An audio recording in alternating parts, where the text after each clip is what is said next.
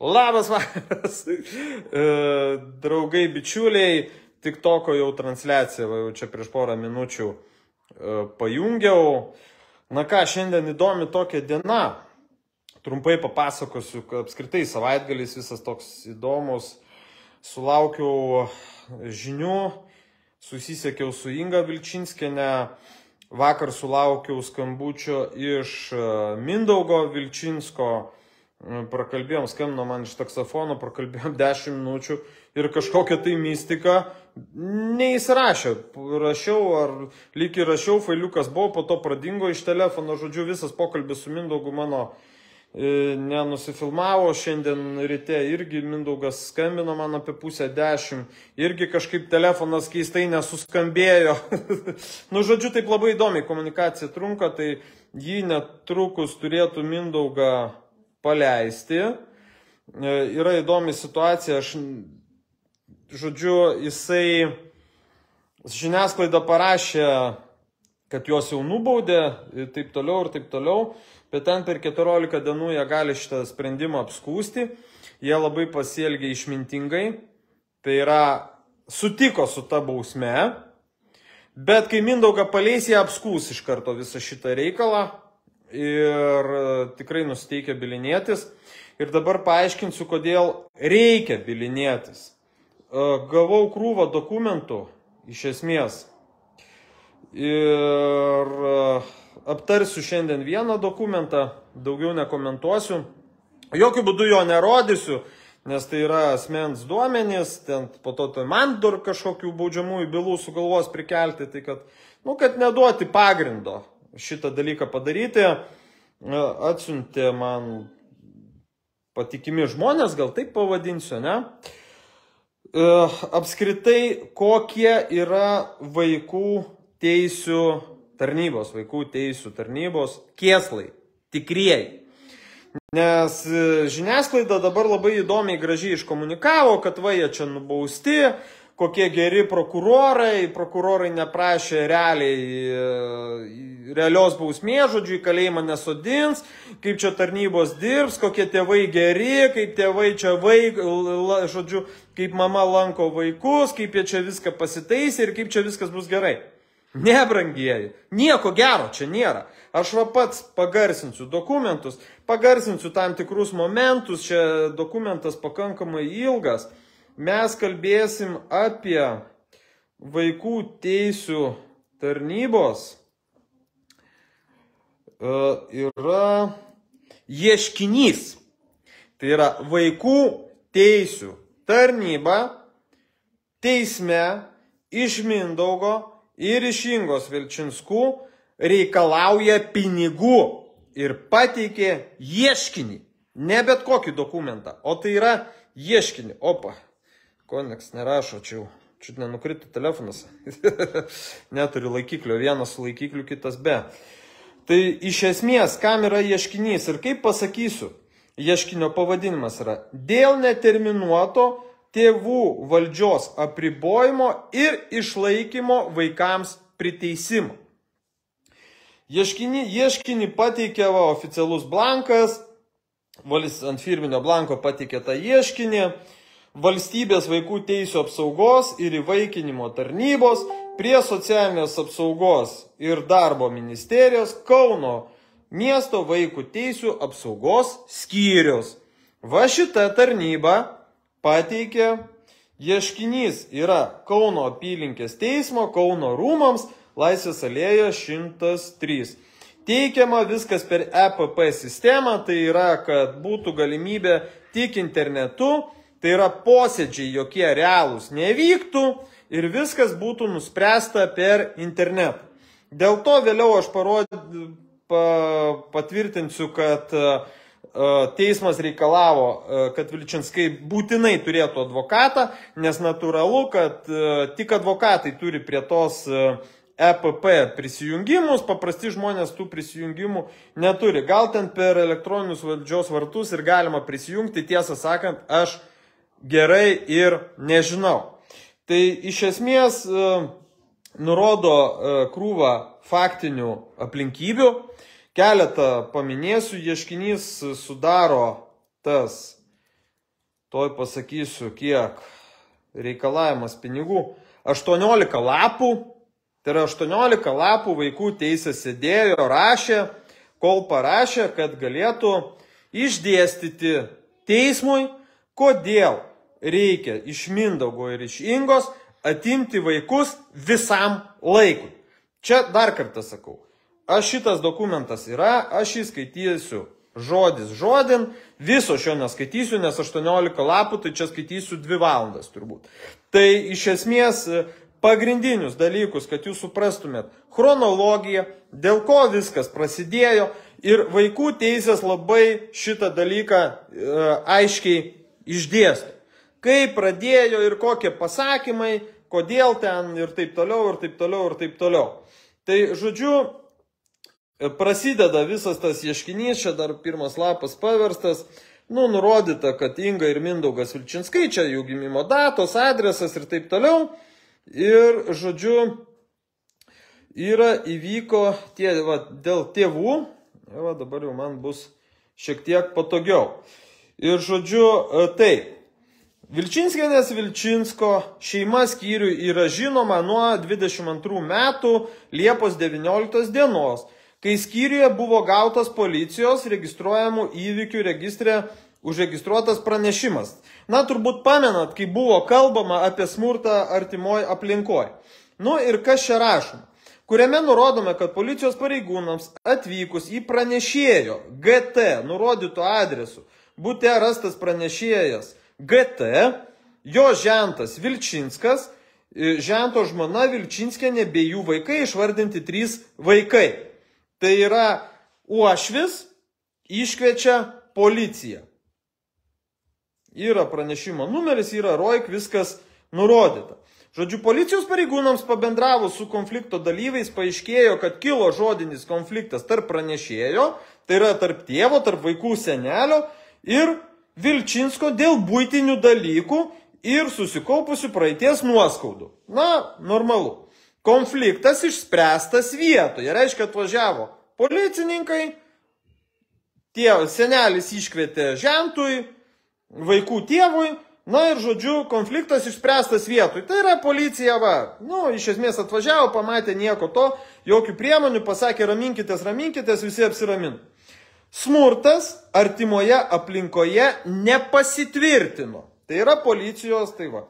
Vaikams aplinka saugi, vaikai prižiūrėti, pareigūnas išvykstant, vaikai buvo jau sumygę.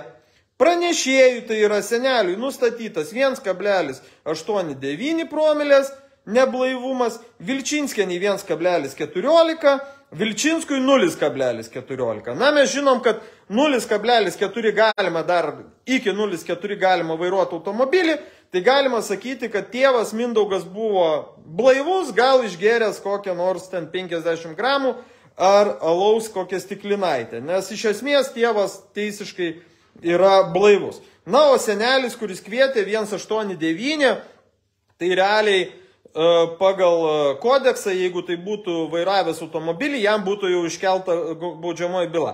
Na, tai kaip suprantat, pats sukėlė greičiausiai konfliktą, nes pats greičiausias, pats policija savo ir išsikvietė. Na ir ko prasidėjo? Nu ir žodžiu, kaip ta istorija vienuolijasi toliau. Skyrius nagrinėdamas šį pranešimą atliko Lietuvos Respublikos vaikų teisų, ten žodžiu pagrindų įstatymo, pagal 36 straipsnį veiksmus. Pažymėtina, kad telefonu siekiant suderinti skyriaus vyr specialistės ir Vilčinsko bei Vilčinskienės šeimos susitikimo laiką, Vilčinskas skyriaus vyr specialistė pertraukinėjo, kalbėjo agresyviai, teigė, kad man neįdomu jūsų tas darbas, aš nieko neprivalau daryti ir iš vis ko jūs čia skambinat. Padėjo ragelį. Vaikų situacijos vertinimo metu buvo nustatytas rizikos veiksnys, nustatytas vaiko situacijos vertinimo tvarkos aprašo, žodžiu, vaiko atstovai pagal įstatymą yra apsvaigę nuo alkoholio. Taigi, vaikų teisės pradeda pagal šitą faktą tyrimą ir mojuoja punktų 2.5.3.3 vaiko atstovai pagal įstatymą yra apsvaigę nuo alkoholio. Nors prieš tai pačios vaiko teisės rašos, kad ir policija parašė, kad viskas yra tvarkoj, vienas iš tėvų yra blaivus pagal įstatymą, tai yra iki 0,4 problemos nėra. Skambina, lenda vaikų teisės į akis, tėvas sako, ko iš čia lendat, ko iš čia norit, eikit vėliau. Viskas kaip ir tvarkoja. Man būtų tas pas, dabar visi įlyskit į tų žmonių kailį. Dabar jum kažkoks tai, ne, kaimynas, su kurio užsuko į svečius ten šiek tiek paskanauti skaniųjų gėrimą, ne, ten kažko nesutarė dėl nuoskaudų, išsikviečia policiją ir va prasideda istorija ir jau vaikų teisės pradeda kišti trigrašį. O kokio perkūno? Toliau, pažiūrėkit. Skyriuje rugsėjo 22 metų, rugsėjo 28 dieną. Tai reiškia, tėvas pasakė, eikit vėliau, panašu, kad ten jie atstojo, bet ir pradėjo aiškintis. Dar čia irgi aprašo, jie čia punkte pradėjo tyrimą vaikų teisės, jie neapsiramino. Policija pasakė, viskas gerai, vaikų teisės neapsiramino.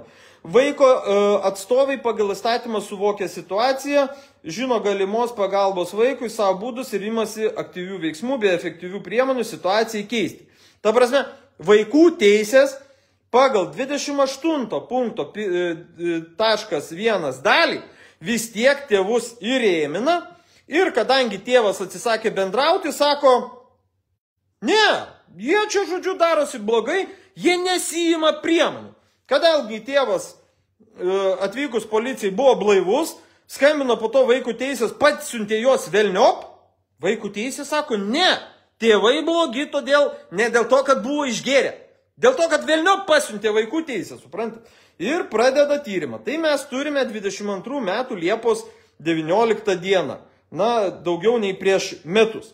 Toliau, 22 metų rugsėjo 9 dieną buvo gautas Kauno miesto savivaldybės administracijos socialinių paslaugų skyriaus raštas, jau jie vėl gavo kažkokį raštą, kuriame nurodyta, kad į Kauno miesto savivaldybės administracijos socialinės paramos skyrių dėl socialinės pašalpos skyrimo, dėl socialinės paramos mokiniams skyrimo kreipėsi Vilčinskas. Jo teigimu, jis ir jo sutuoktiniai yra bedarbiai, pajamų neturi. Šeimoje auga 4 vaikai, abu sutuoktiniai neturi galiojančio asmens tapatybės dokumentų, todėl priimti prašymų nei dėl socialinės pašalpos skyrimo, nei dėl socialinės paramos mokiniams skyrimo socialinės paramos skyrius negalėjo. Kaip dabar matot, aišku, čia vėl kertasi su pačiu Vilčinskų ideologija, nes gaunasi, kad jie aiškina, kad suverenai, bet pašalpos paprašė. Tai jau čia šitoj vietoj piknaudžiavimas, mano nuomonė asmeninė. Jeigu tu nori pašalpos, pasim pasą. Aš kai sakau, jeigu nori į selo koncertą, nusipirk bilietą. Nu, variantų nėra. Na, žodžiu, Vilčinskas pabandė pagal šitą situaciją kreiptis. Na, jam, jeigu jis niekur nedirbo, kaip ir nurodė, mama niekur nedirba, tai valstybė privalo yra socialiai remtinos šeimos.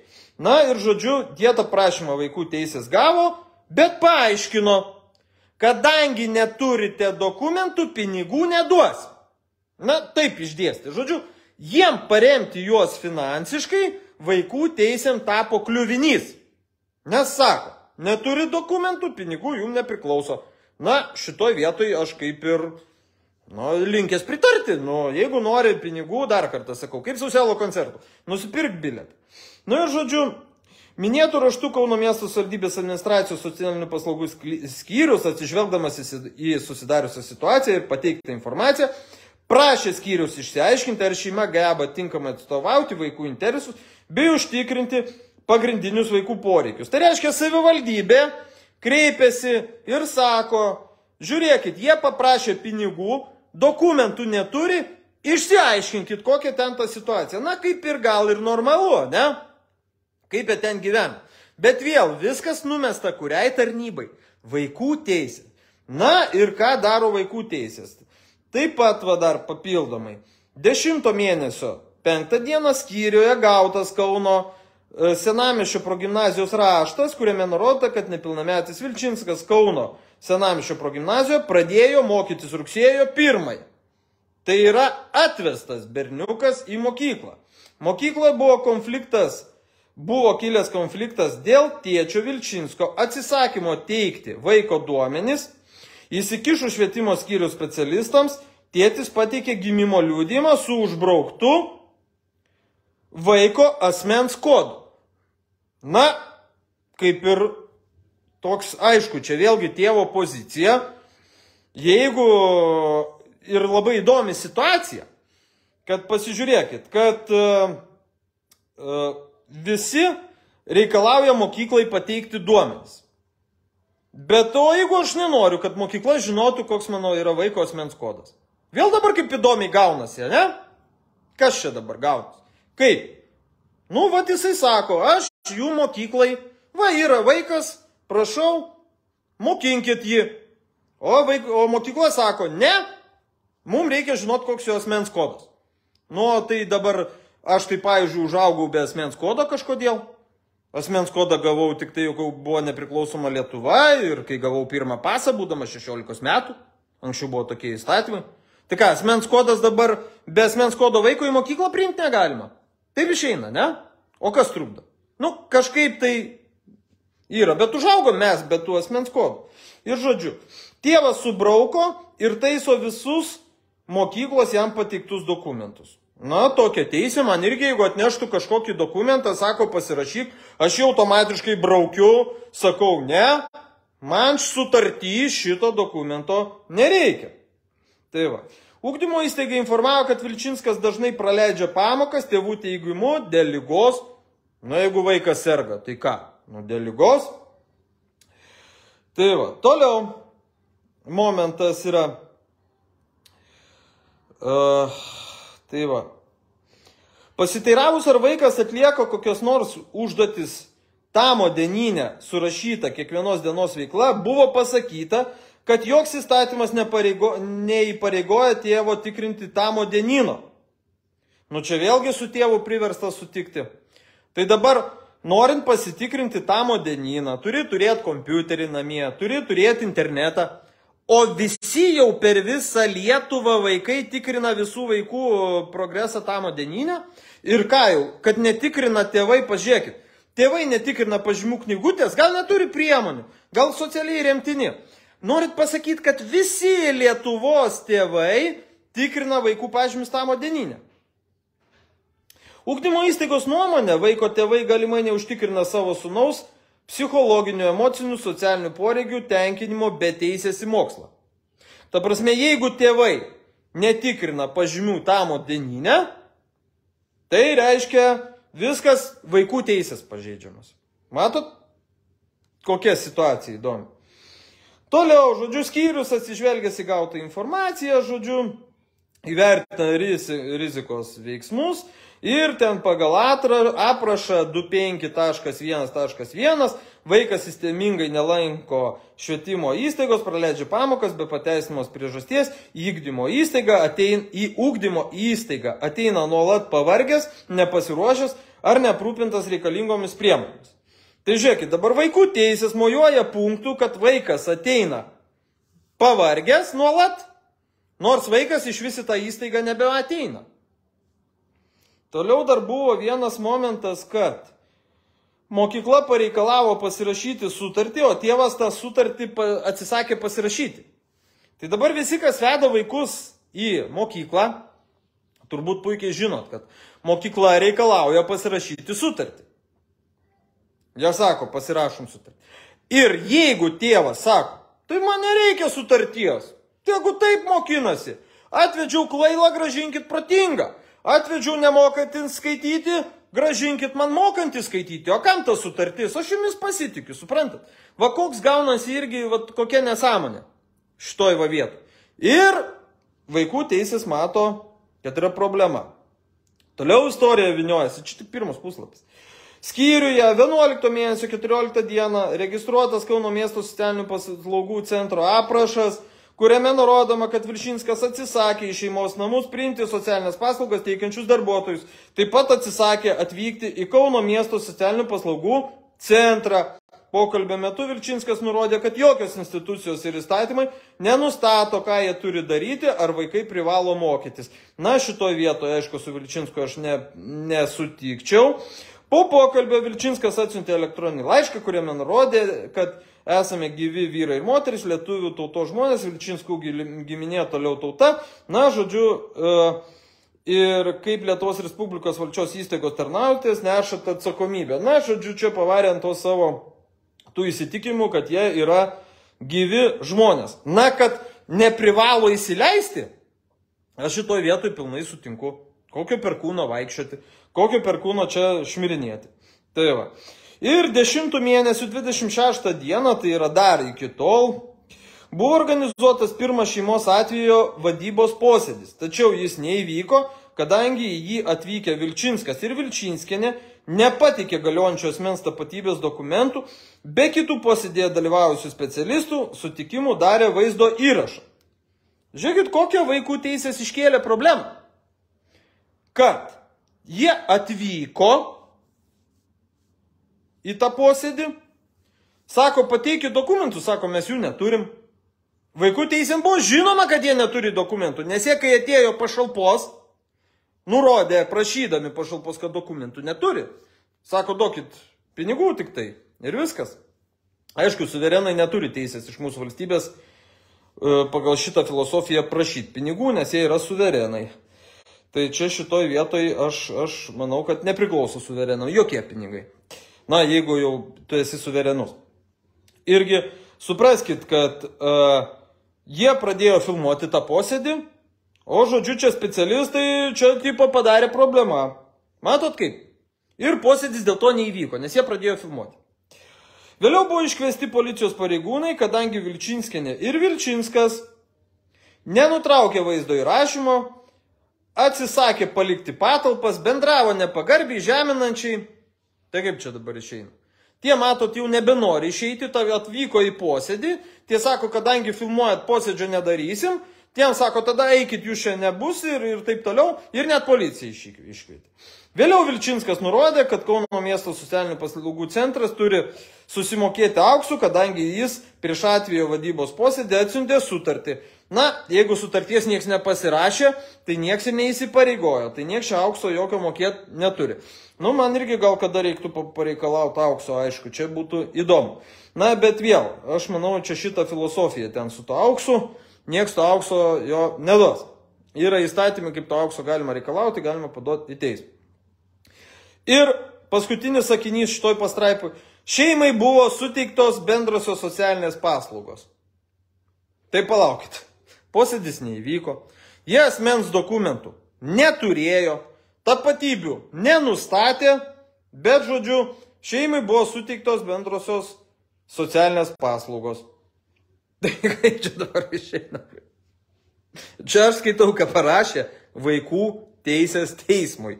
Aš apie šitą dokumentą šiandien. 11 mėnesio 29 dieną vėl po savaitės buvo gautas dar vienas, žodžiu, progimnazijos raštas, mokykla parašė, kuriame, žodžiu, kad Vilčinskas vaikas praleidžia daug pamokų, čia, žodžiu, 65% praleido pamokų, ugdymo įstaiga rašte nurodo, jog mano, kad Vilčinsko tėvai galimai neužtikrina savo sūnaus psichologinių, emocinių, socialinių poreikių tenkinimo be teisės į mokslą. Na, tai yra, mokykla savo ruoštų irgi bombarduoja vaiko teisės ir sako, vis dar neveda į mokyklą, vis dar neveda į mokyklą. Na, žodžiu, skyrius nagrinėdamas gautą minėtą pranešimą, bandė susisiekti tiek su nepilnamečių motina, tiek su tėvu, žodžiu, skambinant jos telefonu atsiliepė Vilčinskas, kuris nurodė, kad jei specialistės nori su juo bendrauti, jos turi susisiekti su nurodytu elektroniniu paštu. Čia yra labai normalu. Aš beje, kai paskambinau į Vaikų teisės, kai mes buvom atvykę, kai jau buvo sulaikyti tiek Mindaugas, tiek Inga, man Vaikų teisės irgi telefonu pasakė, rašykite elektroninį paštą.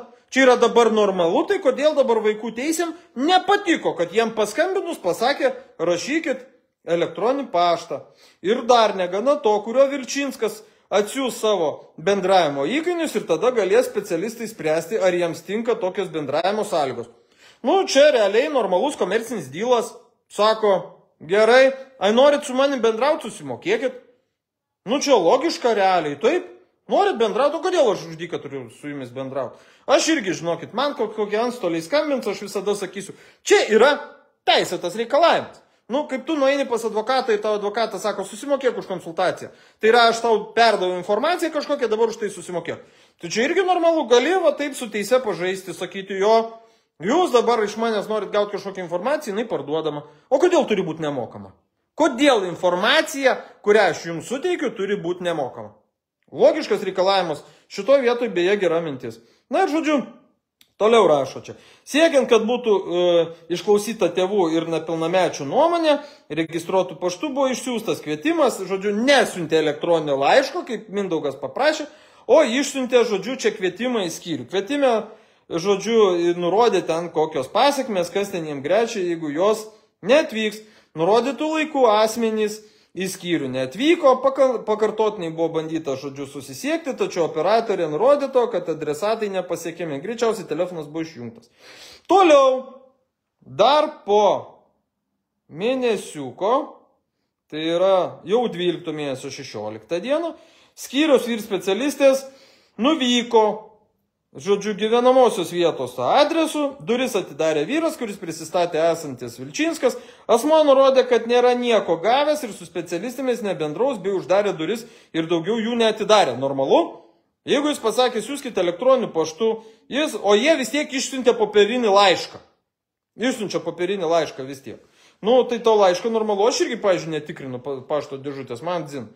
Būna pilna, užsikiša, ištraukiu židinį, įmetu, sukuria, žiemą jokių problemų. Net neskaitau, kad ten man atsiunčia tais popieriniais laiškais. Taip pat, žodžiu, buvo 12 mėnesio 16 dieną, vyr specialistė bendravo, bet kaip niekur specialistų pavardžių nerašo, su, žodžiu, socialinė pedagogė, tai yra pasiskambino vaikų teisės į mokyklą, kuri nurodė, kad situacija nėra pasikeitusi, žodžiu, vaikas toliau į mokyklą nevaikščio ir jie ten nieks nebendravo. Na tai gaunasi, kad jie gavo iš mokyklos raštą, mokyklos rašte ten paskambino tėvui, tas sako, niekur neisim, tie siuntimą parašė, kvietimą, tas paprašė elektroniniu paštu atsiųsti, tie atsiuntė paprastų laiškų išsiuntė, tie laiškų neatvyko ir, žodžiu, pasiskambino dar atvykimo dieną į mokyklą, sako, ne, į mokyklą jie nevaikšto. Tai va. Nu ir, žodžiu, tas pats cituojamas punktas nustatė rizikos veiksnį, numatyta pagal aprašo punktą 25.1.1. Vaikas sistemingai nelanko švietimo įstaigos, praleidžia pamokas, be pateisinamos priežasties, į ugdymo įstaigą ateina nuolat pavargęs, nu čia tas pats punktas, žodžiu. Žodžiu, kreipėsi į Kauno miesto socialinių paslaugų centrą dėl atvejo vadybininko, žodžiu, kad šeimai paskirtų. Žodžiu, prasideda atvejis, taip vadinamas, ten atvejo vadyba.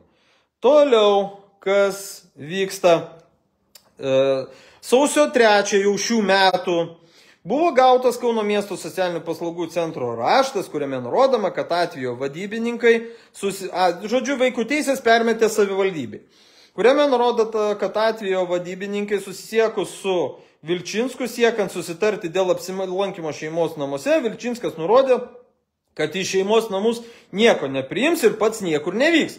Vilčinskas nurodė, kad valstybinių įstaigų darbuotojai yra pavaldus jo šeimai, turi tarnauti jiems. Nu taip, jie valstybės tarnautai. Vilčinskas pokalbio metu vėl nurodė, kad darbuotojai norėdami bendrauti su jo šeima, turi susimokėti susidariusią skolą už jo sugaištą laiką. Normalus teisinis reikalavimas, mane gaišinat, susimokėkit. Vilčinskas, kaip ir ankstesnį kartą, su darbuotojais bendravo nepagarbiai, žeminančiai, matot, net sakinys tas pats, tiesiog copy-paste perraštė. O darbuotojams bandant telefonu susisiekti su Vilčinskiene, to padaryti nepavyko. Rašte nurodoma, kad dėl to, jog Vilčinskas atsisako bendrauti ir bendradarbiauti su Kauno miesto socialinių paslaugų centro darbuotojais, nepavyko įvertinti pagalbos vaikui jo šeimai poreikio. Tai yra, socialinės darbuotojai sako, nieko nepakalbėjom, nieko mes čia nustatyti nepavyko. Dėl nurodytų priežasčių atvejo vadybos procesas Vilčinsko šeimai nepradedamas. Tai yra, savivaldybė pasiplovė labai gražiai. Ir žodžiu,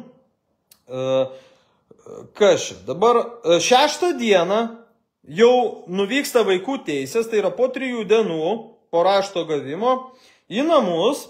Duris atidarė Vilčinskas, skyriaus vyr specialistėm prisistačius, Vilčinskas paklausė, kokiu klausimu. Normalus, ko čia atvažiavo?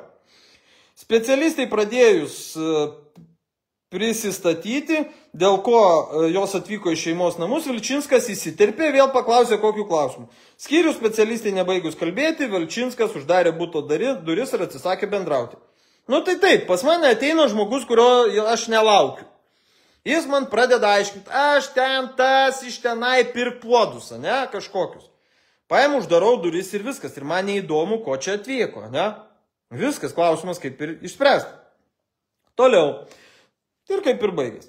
Skyriuje, tai yra vaikų teisėse. Sausio 30 dieną gautas Kauno Lopšelio darželio raštas, tai čia pavadinimas nurodytas, kuriame nurodota, kad mažamečiai, jau nurodyti 2 vaikai, berniukas ir mergaitė, ugdymo įstaigos nelanko. Ta prasme, vaikų teisėm ateina raštas iš darželio, kad vaikai nevaikšto į darželį. Taip pat rašte nurodoma, kad ugdymo įstaigos pedagogams susisiekus su Vilčinsku šis nurodė, kad vaikų praleistų ugdymosi dienų nepateisins, o išrašytos sąskaitos už ugdymo paslaugas neatitinka jurisdikcijos yra neteisėtos. Tai yra darželis, pasirodo, jau prirašė kažkokių sąskaitų. Ir pranešė vaikų teisėm, kad neveda vaikų į darželio. Nu, taip prašo vaikų teisės. Reiškia kažkokias sąskaitas darželis paprašė susimokėti, nors vaikai į darželį net nevaikšto.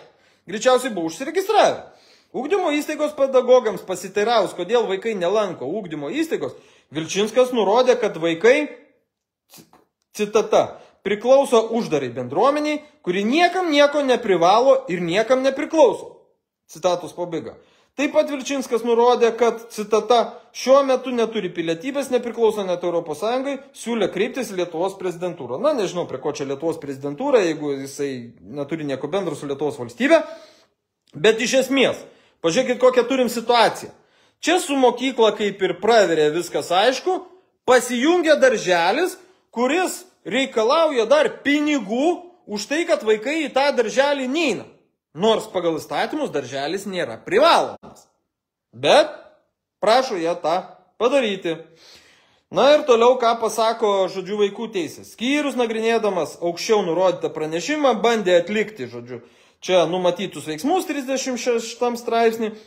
Tačiau vasario jau 2 dieną, čia gaunasi po 3 dienų, telefonu susisiekus su vaikų tėvu, Vilčinsku, vyr specialistui prisistačius ir paaiškinus, dėl ko skambina, Vilčinskas teigia, kad neturi nieko bendro su Europos Sąjunga, yra nutraukęs visą sutartį su visomis institucijomis, todėl specialistas turėtų kreipti į valstybės kontrolės tarnybą, tuo pasidomėti. Na, čia Vilčinsko pozicija. Aš nieko bendro neturiu su Lietuvos Respublika, atstokit nuo manęs, kreipkitės į kitą instituciją, kaip žinot, institucijos siuntinėja pas institucijas ir ten aiškinkitės. Viskas. Paklausus, kada būtų galima susitikti ir pasikalbėti su juo ir vaikais, Vilčinskas atsakė. Jokius klausimus daugiau neatsakinės, normalu. Man dabar skambina telefonu, sako, aš iš kažkokios institucijos, noriu su tavim pabendrauti, noriu su tavo vaikais pabendrauti. Nu, mano atsakymas būtų toks pat, pašotų, eiktų ten, kur tas rusiškas karinis laivas ir man net neįdomu, teisingai. Nes vėl čia skambinė klausinė. Paklausus, ar būtų galima pabendrauti bent su vaikais, vaikų tėvas pakartojo, kad jokius klausimus neatsakinės ir pokalbis buvo baigtas. Labai normalu, man dabar irgi skambintų, sakytų, nori pabendrauti su vaikais, tu eikit velniop, dar čia prie mano vaikų tu lysi. Ir toliau. Nepavykus pokalbį su vaikų tėvu, bandyta skambinti vaikų motinai. Tačiau atsiliepęs vyriškis, iš balso jie čia sprendžia, kad Vilčinskas, teigia, kad paskambinta į Vilčinskų bendruomenę, čia buvo citata, paklausus, ar būtų galima pakalbėti su Vilčinskiene, vyras teigia, kad jokius klausimus neatsakinės. Nepavykus konstruktyviai pasikalbėti ir suderinti sutikimo laiko su tėvais telefonu, išsiųstas kvietimas registruotų paštu. Išsiuntė vėl paštu, kurio puikiai žinodami, kad tuo laiškų nieks neatsiminėjo. Žodžiu, ir jam čia nurodė kvietimą vasario 8 dieną 15 val. Nurodytų laikų Vilčienskienė ir Vilčinskas į skyrių neatvyko, žodžiu, kada nurodė. Skyrius užbaigė vaikų situacijos vertinimą, ta prasme įvertino situacijos vertinimą, bet neturėdami visiškai jokios informacijos, nustatęs rizikos veiksnį, Nu ir vėl pagal dėl tą aprašo 25.1.1, žodžiu, kad vaikai sistemingai nelaiko švietimos įstaigos, nu, žodžiu, nieks nebendrauja, į mokyklą neatėjo, reiškia, tėvai kalti, kad neveda į mokyklą, viskas. Ir čia, žodžiu, nebendrauja. Ir nustatė būtinybę vertinti pagalbos vaikui ir šeimai poreikį. Ir iškepė raštą, kuriuo kreipėsi į Kauno miesto socialinės paslaugų centrą su prašymu paskirti, žodžiu, tai šeimai vadybininką. Vėl vaikų teisės, nu, žodžiu, ping-pongą žaidžia. Savivaldybės socialinių paslaugų skyrius Vilčinskai. Savivaldybės socialinių paslaugų skyrius Vilčinskai. Taip stumdosi toliau. Vėlgi, vasario pabaigoje, vasario 27 dieną registruotas Kauno miesto socialinių paslaugų centro raštas, kuriame nurodoma, kad bando telefonu susisiekti su Vilčinskiene, vėl jie ten tarabanino tais telefonais, kuris vėl nurodė, kad į namus nieko neįsileis, teigia, kad jo namai yra ne muziejus. Tęsiant pokalbį, vyras nurodė, kad jis yra ne Mindaugas, o Vilčinskų bendruomenės pirmininkas. Na, čia gal ir normalu. Aš nusprendžiu, kaip žmogus į mane ir jam pasakau, kaip jis į mane turi kreiptis. Nu, va, kitiems sakau, kreipkis celofanas, kaip pavyzdys, ne? Aš turiu teisę nurodyti, kaip tam žmogui į mane kreiptis, jeigu jis nori būti išgirstas ir gauti atsakymą.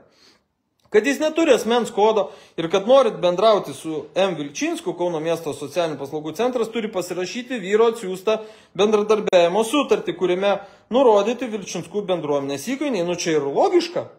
Jeigu norit su manim bendrauti, yra tam tikros taisyklės.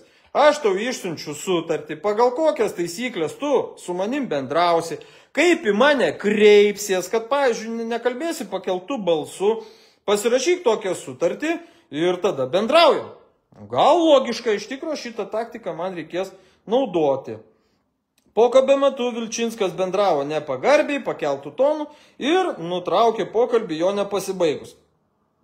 Jo tokia teisė, sutartis nepasirašyta.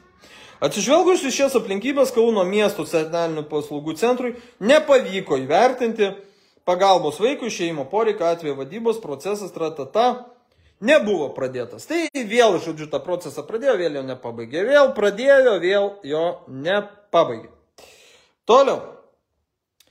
Balandžio mėnesis, 4 diena, gautas Kauno Lopšelio darželio Vėrinėlis raštas, kuriame nurodoma, kad mažamečiai vėl 2 vaikai nuo spalio mėnesio ir toliau nelanko ugdymo įstaigos, o darželio personalui nepavyksta konstruktyviai bendrauti su vaikais.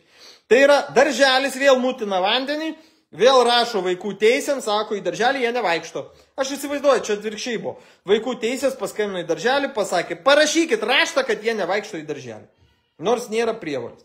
Taip pat, žodžiu, balandžio 7 dieną gautas Kauno miesto savivaldybės administracijos švietimo skyriaus raštas, kuriame nurodindama, kad Vilčinska, kad čia tie 2 vaikai nelanko mokyklos. Na, turbūt vienas vaikas jau irgi reikėjo mokyklų.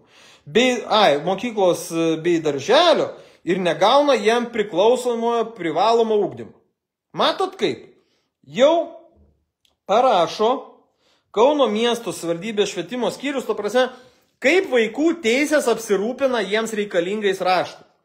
Mokykla parašė raštus darželis, darželis antrą raštą parašė ir dar švietimo skyrius parašė, kad ir į darželį nevaikšto ir ta prasme, krūva popierių.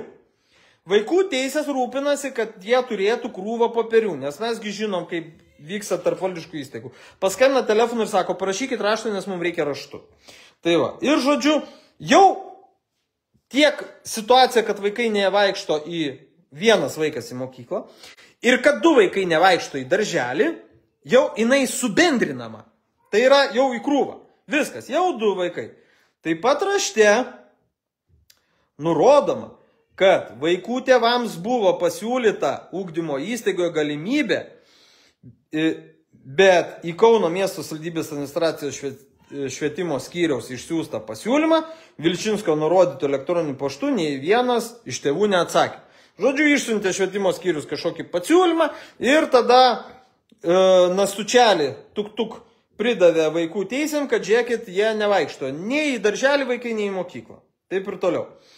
Skyrius nagrinėdamas anksčiau nurodytą pranešimą bandė atlikti numatytus veiksmus, tačiau balandžio 6 telefonu susisiekus su Vilčinskiene ir nurodė, kad į klausimus neatsakinės, teigia, kad dėl visų klausimų turi būti kreiptas į jos vyrą Vilčinską. Irgi normalu. Sako, kreipkitės į vyrą, jis čia sprendžia šitus klausimus, ne, kaip pavyzdys. Yra dažnai šeimose, yra pasidalyta funkcijom ten. Vyras vienus dalykus atlieka, pavyzdžiui, aprūpino šeimą, žmona ten kitus dalykus. Nu, vienas grindis plauna, kitas indus, nu, pasidalina, nu, normalu. Vienas mašinų remontų vyras užsiema, moteris namų ruoša.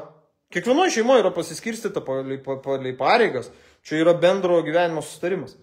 Tai, žodžiu, po viso šito šeštą susisiekė su Vilčinsku, vyras prisistatė, kad yra Vilčinskų bendruomenė. Specialistė paaiškino, kokiu tikslu jam skambinam. Pokalbio metu vyras teigia, kad jis su jokiomis ugdymo įstaigomis sutarčių nesudarė ir neturi ką to klausimu pasakyti. Taip pat teigia, kad jeigu skyriaus specialistė turi klausimų Vilčinskų bendruomeniai, tai turi padaryti sutartį su bendruomenė. Specialistai paaiškinus, kad sutarties ji nesirašys, kadangi jos atliekamos darbo funkcijos yra reglamentuotos Lietuvos Respublikos teisės aktais ir jis siekiant atlikti vaikų situacijos vertinimus, nori išklausyti vaikų atstovą pagal įstatymą, nuomonės vyra pasakė, kad tada neturi ką pasakyti ir baigė pokalbį. Normalu. Jinai sako, aš noriu kažko tai. Gerai, sako, pasirašyk sutartį, tada kalbam.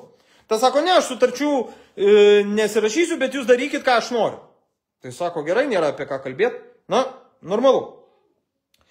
Žodžiu, trumpai žinutė Vilčinskas atsiuntė nuorodą, čia nurodyta nuoroda, sutarties dėl asmens skirto laiko Vilčinskų Seime atskiros narių. Nu, sako, nori bendrauti su mūsų bendruomenės nariu, pasirašyk sutartį.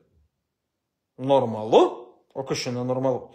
Po pranešimo Vilčinskas dar kartą paskambino ir pasiteiravo, ar buvo supažindinta ir atsiųsta informacija ir ar skyrius pasirašytų sutartį. Tačiau Vilčinskui dar kartą paaiškinta, kad sutarčių skyrius nepasirašys, nes jo veikla nereglamentuota galiojančiais teisės aktais. Vilčinskas nedelsiant baigė pokalbį. Na, suprantat, čia dėja ne. Normalu, kad prieš bendraujant reikia pasirašyti sutartis. O, čia vėl tas krenta. Ta numato civilinis kodeksas. Vaikų teisės specialistai turėtų atsiversti civilinį kodeksą, aišku, gal čia Mindaugui trūko žinių, ir pacituoti, kad pagal civilinį kodeksą aš prieš bendraudamas su tavim noriu pasirašyti atitinkamą sutartį. Kaip mes bendrausim, apie tai jau sakiau. Po pokalbio Vilčinskas vyr specialistai trumpai žinutę atsiuntė internetinę nuorodą ir dar kartą paskambinęs paaiškino, kad šio dokumentu jie atsisako Lietuvos Respublikos jurisdikcijos ir šiuo metu jie yra užsieniečiai. Nu, va čia gal truputį logiška. Taip, aš esu užsienietis, pasirašom, kaip bendrausim, čia yra labai normalu. Taip pat vyras atsiuntė internetinę nuorodą, čia žodžiu, kurioje vyro teigimu yra nuoroda jų kaip Vilčinskų bendruomenės steigimo sutartis. Labai normalu pagal civilinį kodeksą. Atsiunčiamas steigimo sutartis, kad jie žinotų vėlgi, kur jinai registruota ta Vilčinskų bendruomenė. Vilčinskas dar kartą susisiekė su skyriaus vyr specialistė, pasiteiravo, ar buvo supažindinta su pateikta informacija. Normalu skambina, nusiunčiau sutartį. Mes esam šita bendruomenė. Norit su mumis bendrauti, pasirašykit sutartį. Labai normalus santykiai. Bandyta dar kartą su vyru susitarti dėl susitikimo, pasidomėti, kodėl vaikai lanko įstaigos tratata. Žodžiu, vėl paskyrė ten jam laiką atvykti, vėl jie neatvyko. Jie, vaikų teisė, suprantat, paskambina telefonu, paskiria laiką ir išsiunčia paštu, žino, jo nepaskaitė ir vėl, ir taip toliau. Skyrius raštu kreipėsi jau balandžio mėnesį į Kauno apskrities vyriausiųjų policijos komisariatą su prašymu 20 dieną paskirti policijos pareigūnus, padėti patekti į Vilčinsko ir Vilčinskienės šeimos narių, siekant įvertinti nepilnamečių Vilčinsko situaciją. Matot, vaikų teisės negavo jokių atsakymų, bet jau kreipėsi į policiją, kad policija važiuojam kartu, jie mums durų neatidaro. Va čia va įdomu. Va čia va advokatam būtų ką veikti. Kokiu pagrindu vaikų teisės išsikvietė policija. Ar buvo reali grėsmė, kad turėjo važiuoti policija. Skyriaus vyr specialistai kartu su policijos pareigūnais balandžio 20 dieną Nuvykus į Vilčinskų namus esančius nurodytas adresas, duris atidarė Vilčinskas. Skyriaus vyr specialistė prisistatė, iš kur atvyko, bandė paaiškinti, dėl kokių priežasčių lankosi šeimos namuose. Pokalbis su Vilčinsku buvo nekonstruktyvus, vyras atsisakė sudaryti sąlygas specialistai bendrauti su vaikais. Vilčinskas teigia, kad specialistai yra iš komercinės įmonės ir į namus jos neįsileis. Taip pat, kad visi atsakys teisme už viską. Nu, čia normalu. Koridorių buvo pastebėta Vilčinskienė, Vilčinskaitė Vilčinskienė. Skyriaus vyr specialistė bandė paklausti, ar būtų galima pakalbėti, su Vilčinskienė. Vilčinskas atsakė, kad negalima. Vilčinskas sutiko į namus įsileisti policijos pareigūnus, tačiau skyriaus vyr specialistės į namus neįsileido. Policijos pareigūnų buvo paprašyta įsitikinti, ar vaikai yra, ar jiems viskas gerai. Normalu, atvažiavo policija, sako, jūs pareigūnai gerai, sako. Jum, jeigu yra kyla abejonės, jūs ateikit, pažiūrėkit. Jis geranoriškai. Policija, pasižiūrėkit, viskas gerai, viskas tvarkoj. O jum čia, ko reikia? Eikit velniau. Taip ir buvo padaryti.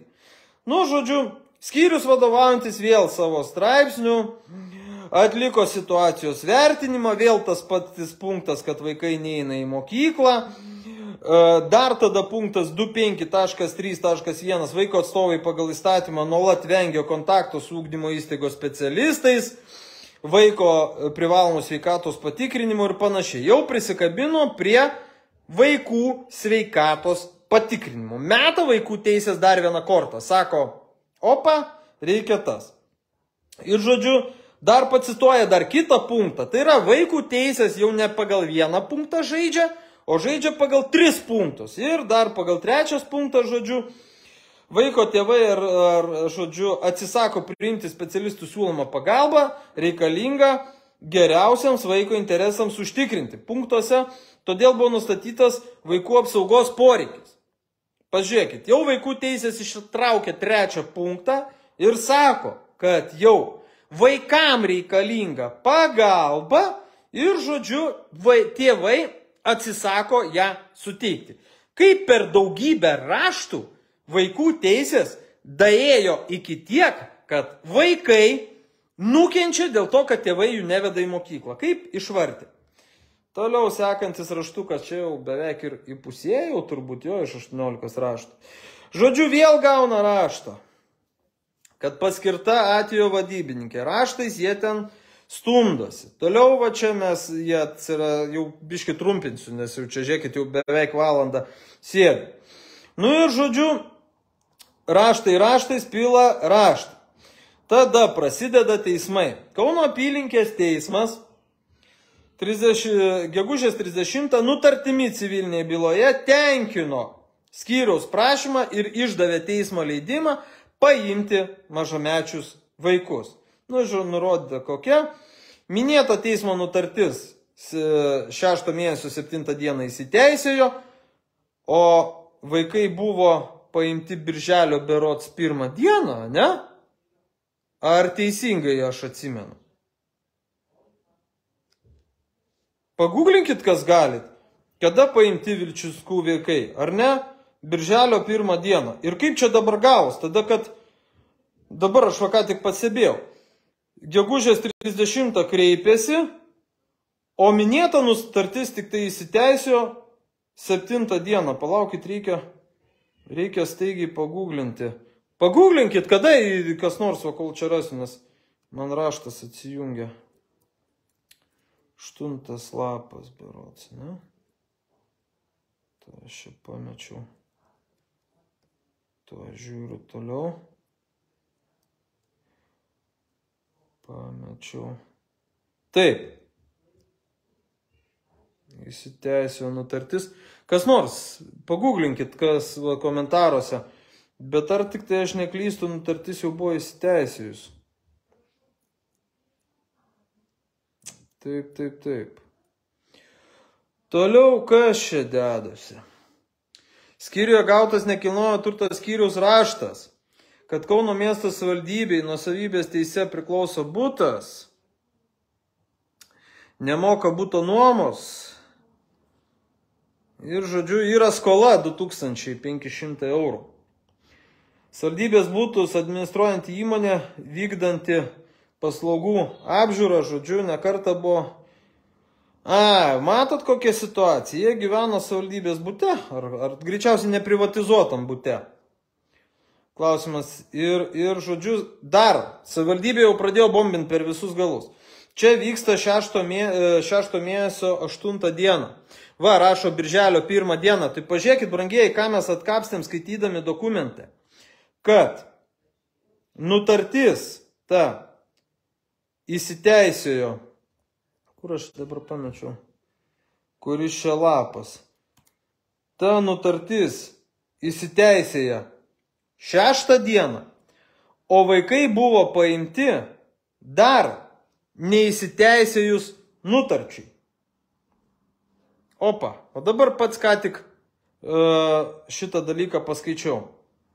Čia 3 punktai ir čia rašoma, kad jie kreipėsi į teismą.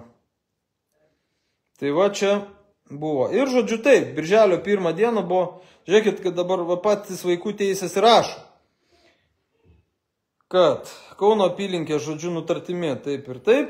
7 dieną įsteisėjo. Mažamečiai vaikai Vilčinskas pasitelkiant policijos pareigūnais, priešgaisrinės gelbėjimo policijos tarnybos bei medikus buvo laikinai apgyvendinti vaikų gerovės centre Pastogė, esančiame Plechavičiaus gatvė 28, Plechavičiaus gatvė 21. Tai yra, teismo nutartis įsiteisėjo 7 dieną birželio, o vaikus jau atėmė birželio 1 dieną. Va čia advokatam bus ką veikti. Kaip galėjo atimti vaikus, esant tokiai neįsiteisėjusiai nutarčiai, nes čia labai kažkaip tai įdomi. Nes pačios vaikų teisės rašo, kad nutartis buvo neįsiteisėjusi. Taigi, net apie mane rašo, geras. Nors 6.02 mažamečių vaikų tėvai Vilčinskienė Vilčinskas pasitelkė visuomenėje prieštaringai vertinamą asmenį, AK, viešoje erdvėje pasivadinusi celofano slapyvardžiu, savavališkai bandė pasimti mažamečius, čia vardai, iš vaikų gerovės centro Pastogė, bei pasišalinti su savo veiksmus filmuodami viešo socialinio tinkluose. Geras, ne? Toliau, ką čia dar rašo čia? Žodžiu, rašo dėl būto, biškai jau trumpinsiu, nes jau visą valandą sėdit. Rašykit, gal čia nebeįdomu. Bet iš esmės, čia gerovės Pastogė, o gal palinksim dokumento kitą dalį. Žodžiu, dar liko rašto, nemažai puslapį ir čia yra surašyta. Parašykit komentarą, ar šitą dokumentą pratęsti. Dėjom iki to momento, kai buvo paimti vaikai. Vėliau visą kitą pusę, tai kas greičiausiai vyko jau vėliau. Ir ką vaikų teisės nuveikė. Ir tada padarysiu šitą laivą artimiausių metų. Nes, žiūrėkit, jau čia bus toj valanda. Taigi, tiek žinių. Parašykit dar, kol turit kokį klausimą, ką man išsiaiškinti. Ir aš tada šitą dalyką jums papasakosiu, galėsiu plačiau, dar atsakysiu į vieną klausimą. Bet aš manau čia, kad jau pakankamai šiandien papasakau. Rašo, prateskit. Pratesiu kitą dieną, žinokit, ir mano vaikai turi jau va. Žinot, ką žmona mano dabar daro vaikam? Pasakas skaito. Iš paprastos, tikros knygos skaito abiem dvynukam pasakas. Tai va, tą mes darom. Gerai, brangiai, o matau, čia feikinė anketa, va, kas galit, pareportinkit va šitą, matot, rašo iš celofanas, šitą veikėją. Šiaip kreipiausi 112, skambinau iš policijos departamento, matėt video prieš laivą išėjo, bandysiu visais įmanomais būdais šitą va veikėją, kur rašo, vėl komentarą parašė, tai mes bandysim, mes tave aš surasiu veikėjų, o kai surasiu, aš nesakysiu, ką tu padarytusi, nes ištrins video, tai va. Žodžiu, tai ką, tiek žinių dėl Mindaugo vaikų, parašykit komentarą, iš esmės rytoj bandom visokiais, turiu susitikimą vieną, labai įdomu. Ir, žodžiu, bandysim visais įmanomais būdais padėti tai šeimai, nes patys matėt iš dokumento, kurį aš irgi taip prieš ruoždamas laivui permečiau greitai, bet galvoju, nu ką čia laivą skaitysiu vis tiek detaliai ir viską pamatysim. Tai pasižiūrėkit, kas čia dedas. Tai va, gerai, brangieji. Tai ką, tiek žinių, visiems gero vakaro, šitą celofanas užblokuosim netrukus. Ir dar truputį su TikToku, čia irgi matau yra tokių, kuriuos reikia blokuoti. Ok, iki.